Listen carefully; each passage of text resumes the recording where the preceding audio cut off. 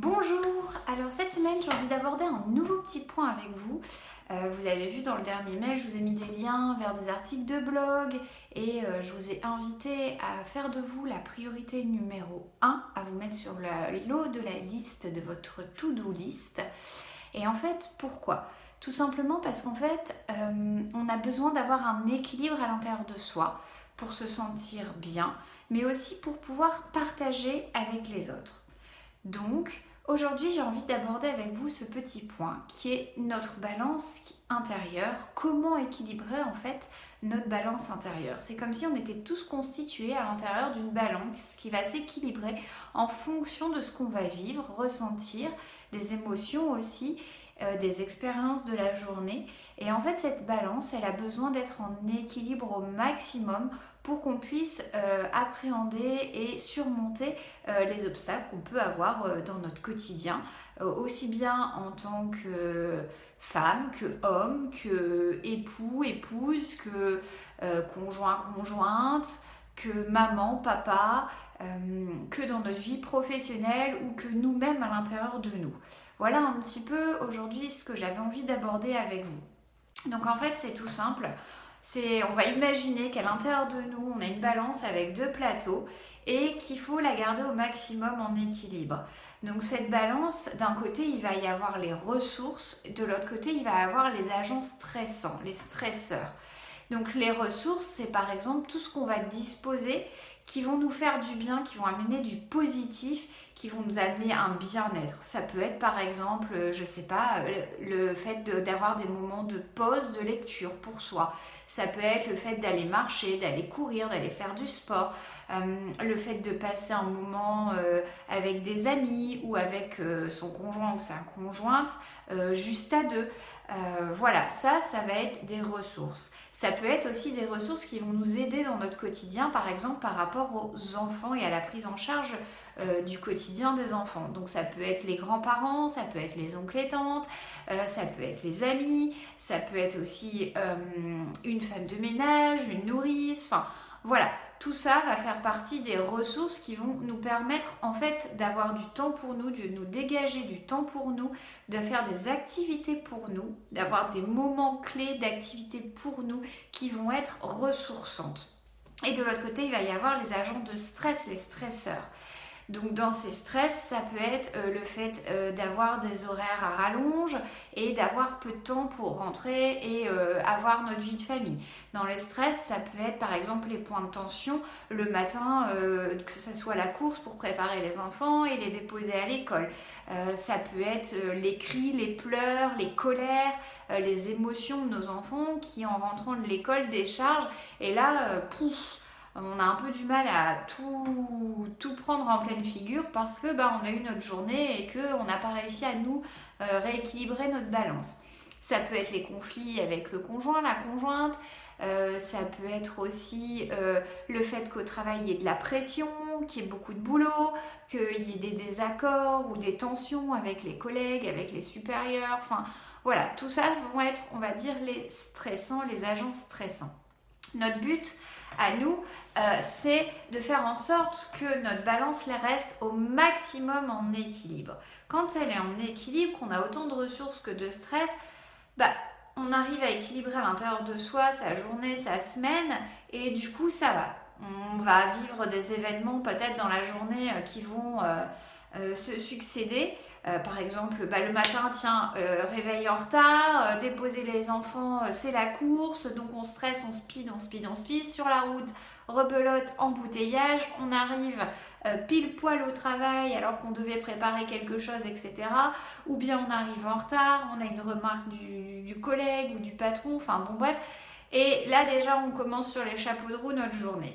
Si pendant notre journée on arrive à trouver des petits moments de ressourcement pour faire redescendre en fait cette accumulation à l'intérieur de soi et se sentir plus calme et apaisé en soi, quand on va rentrer le soir à la maison, on va être beaucoup plus à même d'accueillir ce qui va se passer, que ça soit des choses douces et joyeuses et agréables ou que ça soit des tensions ou des colères, des pleurs, des tristesses de nos enfants.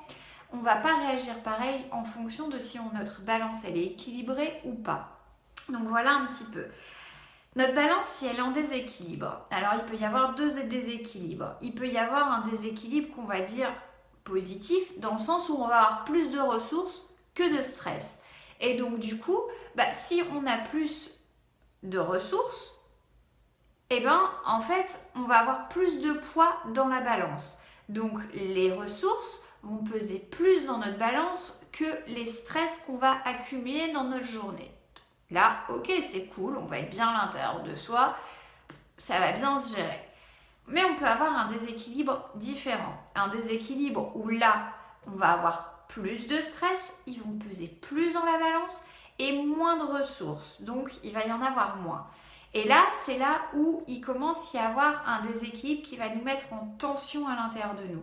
On va se sentir pas très bien, on va se sentir peut-être oppressé, opprimé, on va peut-être se sentir à fleur de peau, on va avoir les émotions qui vont peut-être nous submerger. Et là, la moindre chose qui va arriver, pouf, ça va être la goutte d'eau et on peut exploser à n'importe quel moment.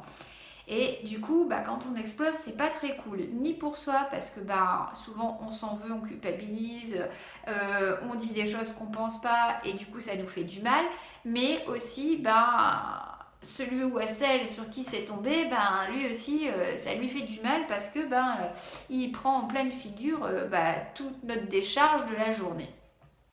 Donc quand il y a plus de stress et moins de ressources, si c'est ponctuel, ça va aller, on va réussir à redresser la barre. Si c'est permanent, c'est-à-dire que par exemple, on n'a pas d'appui à la maison pour gérer le quotidien, qu'on est surchargé dans notre quotidien au niveau des tâches ménagères, de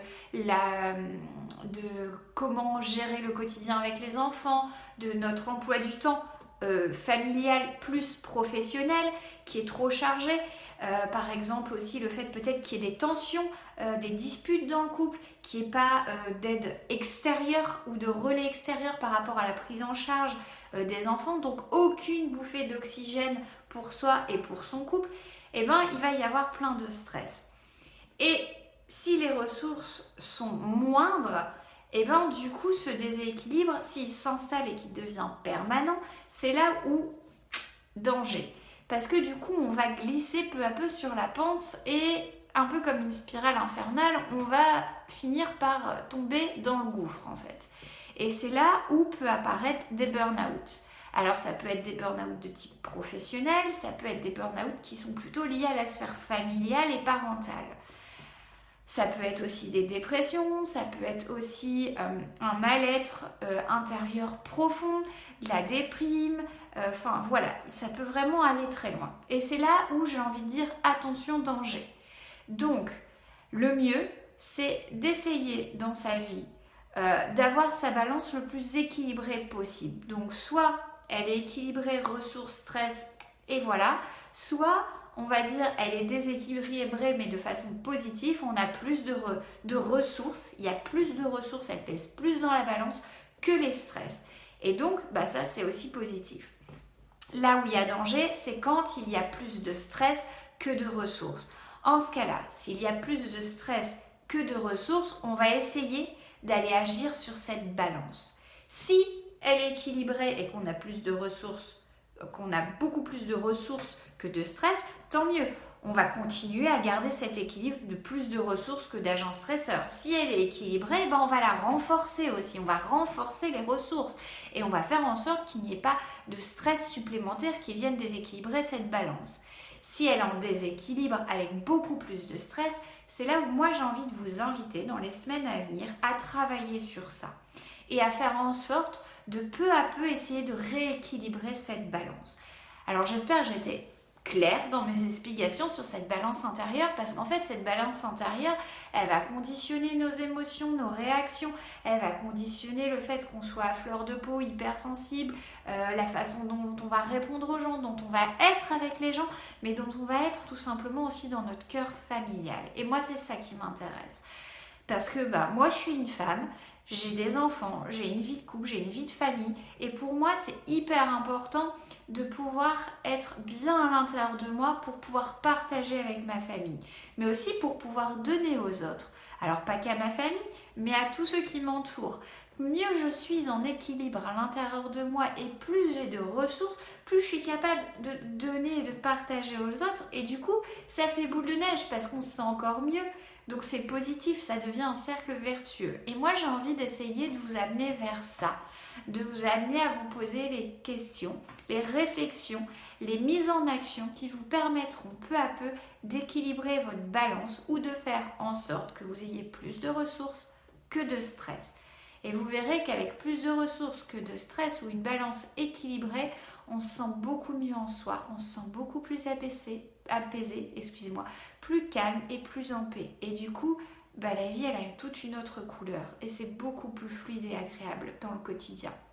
Donc voilà un petit peu ce sur quoi j'avais envie de vous partager aujourd'hui et de vous amener à réfléchir.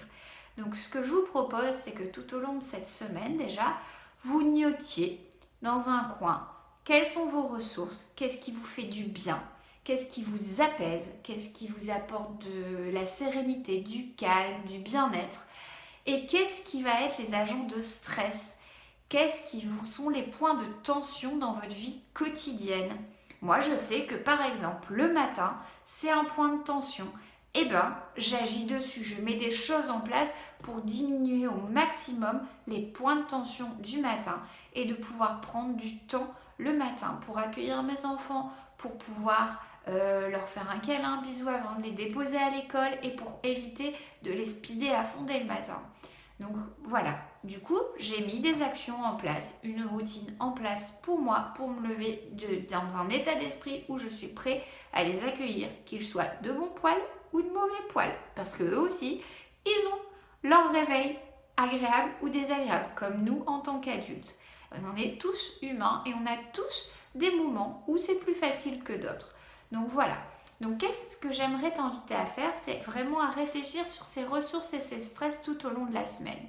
Une deuxième petite chose, j'aimerais que tu te trouves un petit support. Ça peut être un carnet, ça peut être un classeur, ça peut être un cahier, ce que tu veux, quelque chose qui soit pratique pour toi, qui puisse se balader facilement et surtout qui soit agréable. Donc c'est-à-dire que par exemple moi j'ai 2 petits carnets et je les utilise pas pareil. Et mes petits carnets, j'en ai acheté un super joli parce qu'il me plaisait, c'était un coup de cœur et du coup j'ai plaisir à l'ouvrir et à noter des choses dessus et à y revenir. Et un autre petit carnet où là c'est moi qui l'ai décoré parce que j'avais envie, parce que j'étais dans une période de créativité. Donc je t'invite à trouver un support qui sera le tien, qui va t'accompagner tout au long des semaines et où tu pourras revenir à n'importe quel moment pour aller chercher des mises en action, pour aller chercher des ressources et pour avancer sur tes problématiques à toi au fur et à mesure de ce qu'on va partager ensemble. Voilà, c'est tout ce que j'avais à dire pour cette semaine. Je vous souhaite une magnifique semaine à tous et à toutes et au plaisir d'échanger avec vous. N'hésitez pas à laisser des petits commentaires, à partager vos expériences, à poser des questions. Comme ça, moi, ça me permettra aussi de vous répondre et peut-être aussi de lancer des sujets de discussion auxquels j'aurais pas forcément pensé. Donc voilà, à bientôt, une magnifique journée à tous et à toutes. Au revoir.